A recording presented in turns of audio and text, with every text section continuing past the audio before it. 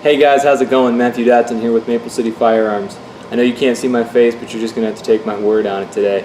So I wanted to do this tabletop review here of the Nsr Tactical holsters. I told you guys earlier, actually it was over the weekend, I told you guys that I was going to be doing this, and I'm real excited about these holsters. We just started carrying them a few weeks back, and I'm real excited about it because it's a real nice product, and I think you guys are really going to enjoy this.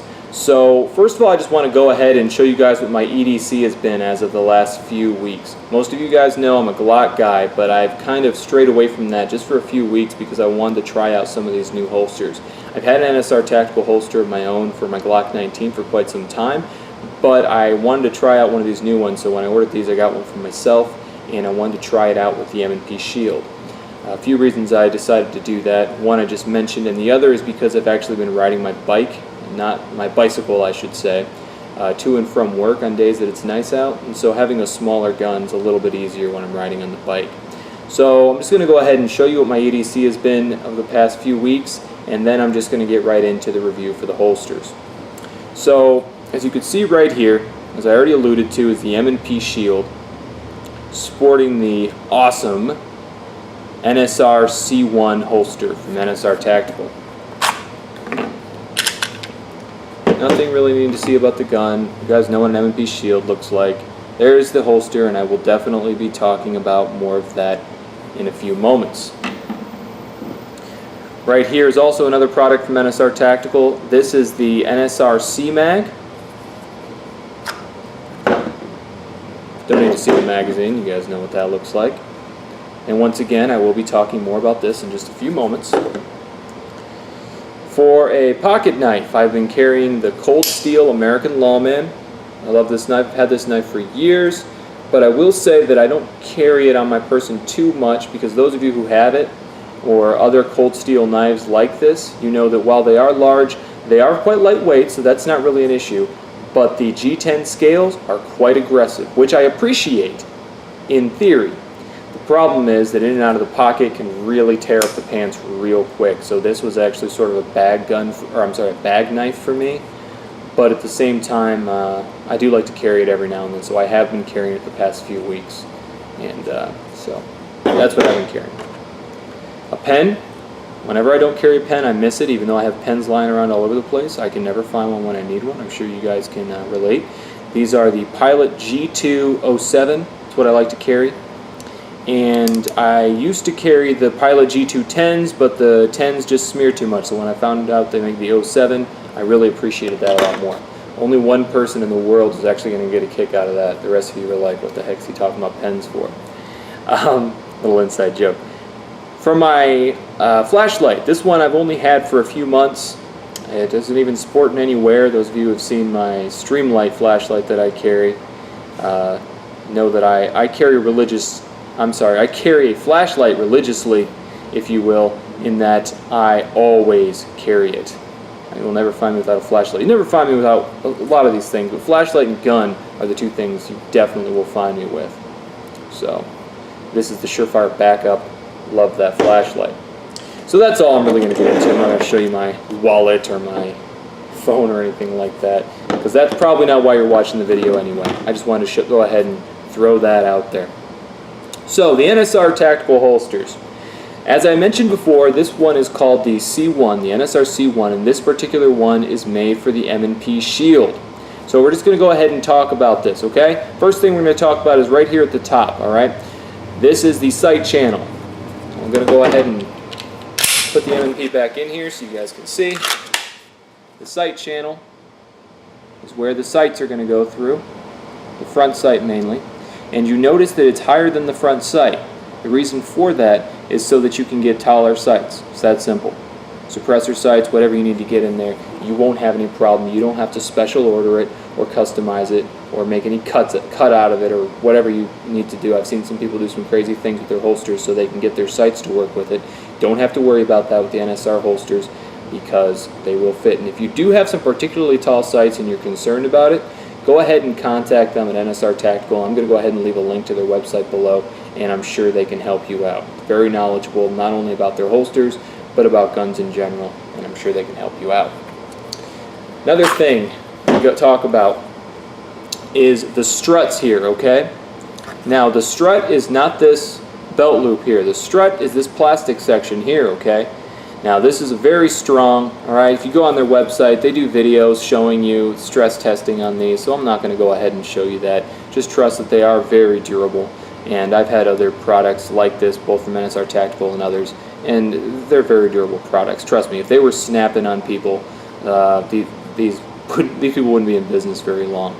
So here's what I like about the strut. Okay, the strut, it doesn't get in the way for those of us who are just wearing t-shirt and jeans or whatever, but at the same time, for those of you who want to wear like slacks and a dress shirt or something and want to tuck your shirt in, which I very seldom do. I got married recently, so I tucked my shirt in that day, but even that only lasted about half the day.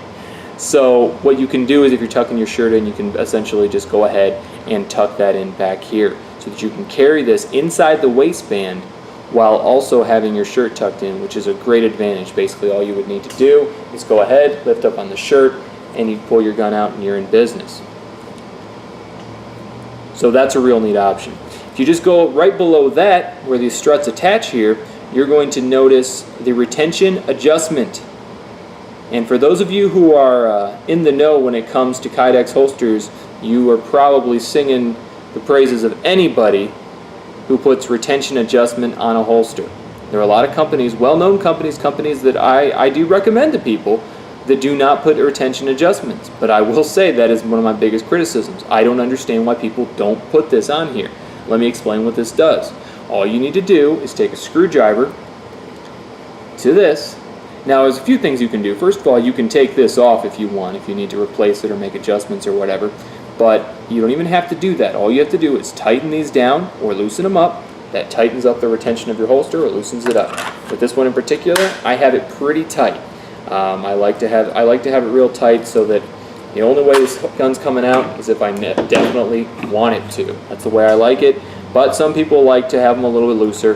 You know, your mileage may vary. A few reasons that's good. One I just mentioned, it's just personal preference. The other reason the retention adjustment's very good is because just like anything else out there, this is going to wear out over time. All holsters do, okay? So what will end up happening is if there were no retention adjustments and you continue putting that holster in and out, or the gun in and out of the holster, what will happen over time is that it will loosen up, okay?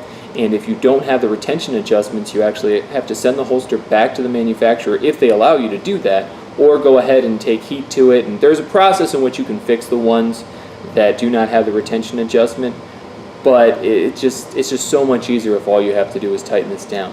And if over time these wear out in here, you just replace them. But I honestly don't think within the reasonable lifetime of a holster, for most people, that's ever going to be a problem. So that is really going to be a helpful thing. For those of you who've never had a Kydex holster, who've never experienced that, just take it from me. I've had a lot of holsters, and this is definitely something you want to have, all right?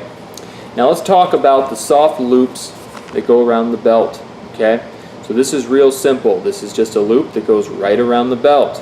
It holds in there, okay? Now it has a snap. This scares some people. Don't be worried about the snap, guys. It's real simple. This thing is made so that it can't come off any way you pull it except from the top, all right? And even that's a bit of a struggle sometimes, but that's actually a good thing. You'd rather it be a little tough than easy. So in other words, if you go ahead, if you have this, there we go.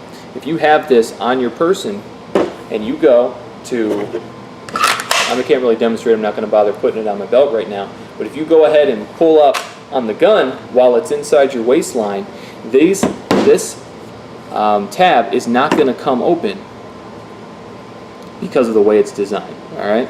The only way it's going to open up is from the top, and even then it's not the easiest thing in the world, which is, in my opinion, a good thing.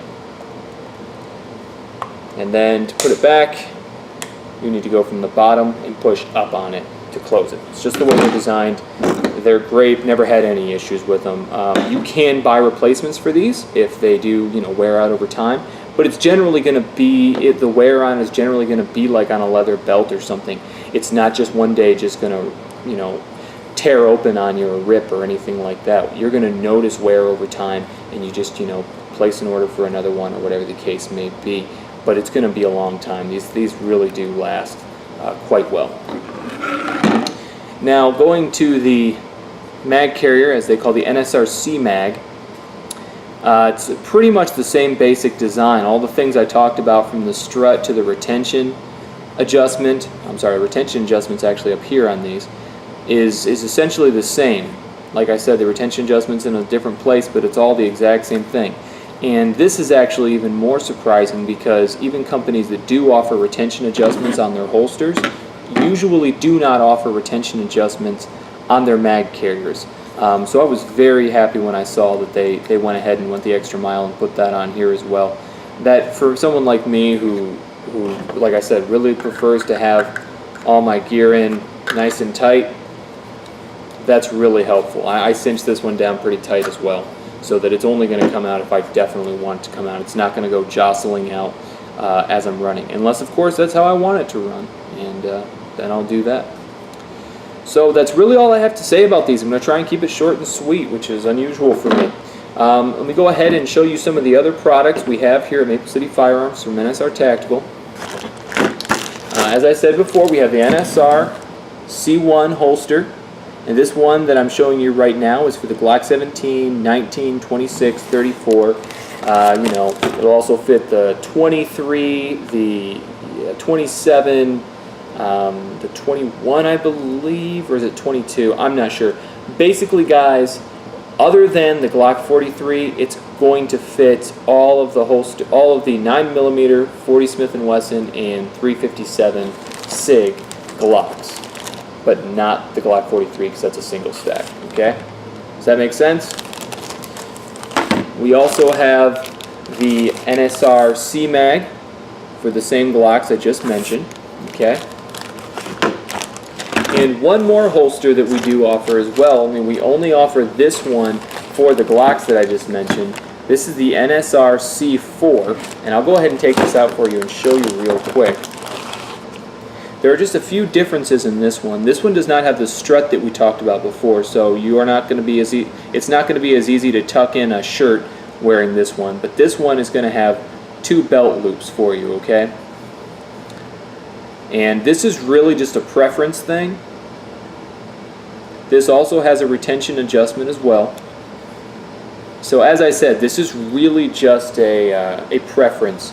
I personally find that I prefer the C1, and I think it's the most. I think they're more popular anyhow. But once again, this is an option as well. However, just keep in mind that we currently only carry these for the Glocks. Now, we only currently have them for the Glocks and the M&P Shields. However, if you are interested in one for a different firearm, you can go ahead and check out nsrtactical.com, and I will leave a link to that in the description below, as well as a link to our website and Facebook and all that good stuff that you can go ahead and check out.